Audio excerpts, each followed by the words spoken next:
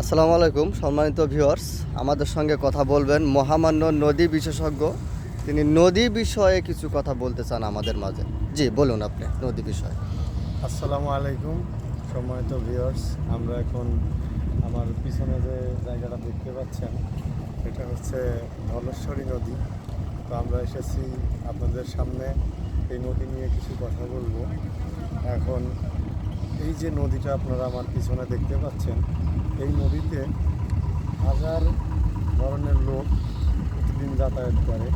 এই যে এখানে দেখতে পাচ্ছেন একটা ইতিমধ্যে একটা নৌকা ট্রলার আমরা যেটাকে বলি, এটা আমাদের মাঝে এখন পৌঁছালো।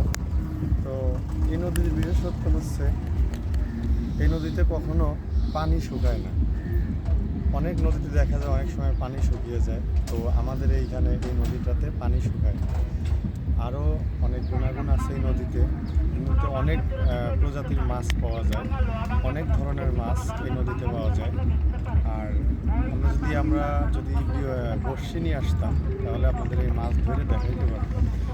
এখানে অনেক প্রজাতির মাছ পাওয়া যায়।